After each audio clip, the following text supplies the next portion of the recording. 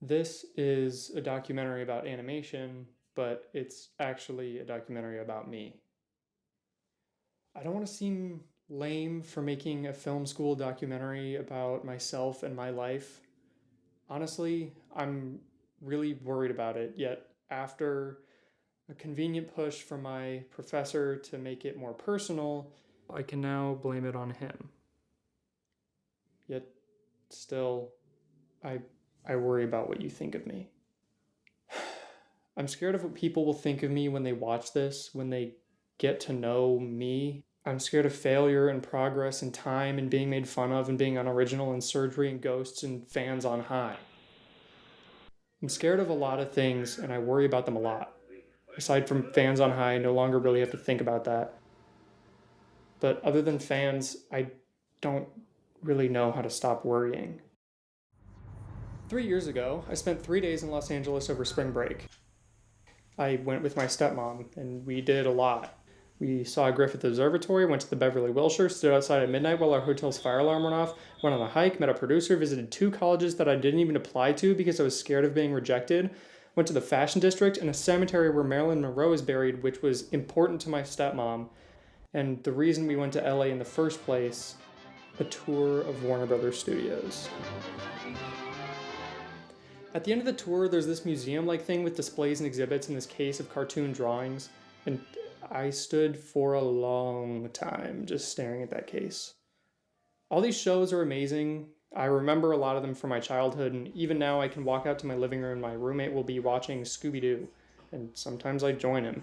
Scooby-Doo is good as hell. But I was mostly interested in this one. It hit me emotionally. It still does, and this is just a picture I took of a drawing.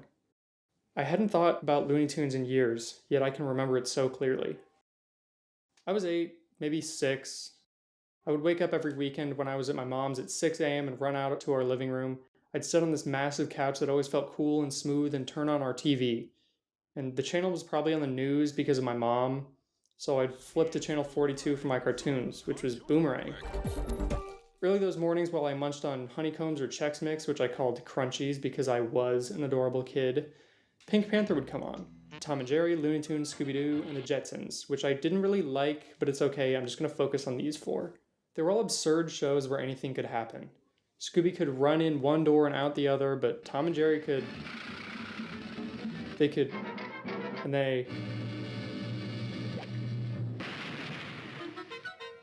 The characters in Looney Tunes could do anything. They could literally get rid of the show during the show. And that in animated cartoons they have scenery. And in all the years So the shows were amazing, but when I was on the tour, I didn't stop in the middle of a room crowded by Mad Max costumes and tourists to stare at this piece of paper because I like Looney Tunes a bit. Seeing the drawing reminded me of a feeling, the simplicity of being 8 and watching cartoons. I wasn't even thinking about what I'd do in 2 hours, let alone the next month or the rest of my life. I wasn't worried about what you'd think of me.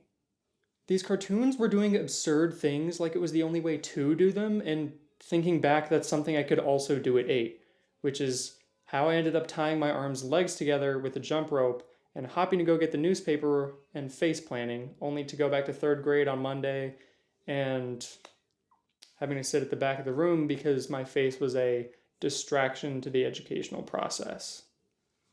That is a direct quote. So, my connection to these shows is about the feeling they give me, how they remind me of a version of myself that's full of excitement and new experiences and uniqueness or originality. But I grew up, as one does, and maybe our cable package no longer offered cartoons. I don't know, I stopped watching. Life went on, and so did the cartoons. Scooby Doo has been remade 16 times, Looney Tunes a handful, and the same goes for Tom and Jerry. The whole connection I have to these shows has been changed. Look at this. Bugs Bunny is holding a smartphone. Mystery Inc. are like rectangular but soft, and Tom and Jerry are friends? That's. No, Bugs Bunny does not hold a smartphone. This show is absurd and anything can happen, so why does he need to be doing the same thing everyone around me already does in my real life? I can get over the smartphone if the show is good, but look at them! Bugs and the other characters are so skinny, so oddly proportioned, and Mystery Inc. looks awful. So why is there this huge disparity between this group taking off old people's masks and this group doing it?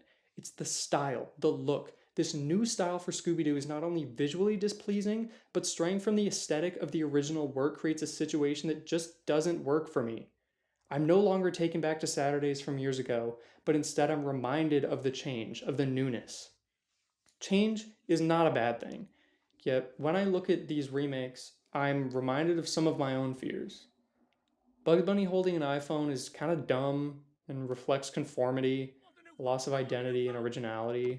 I want the new phone! And as I sit here every day and worry about if I'm unique and interesting to people, it feels like a piece of my identity is gone. Ridiculous as that is, it feels like a betrayal. This new version of the thing that I love for being so free, so absurd, so incredible for embracing what it is and not trying to be anything else is now just like everything else.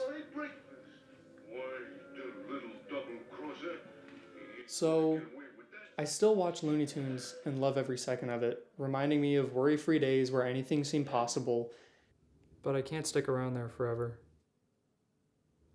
I have to face you.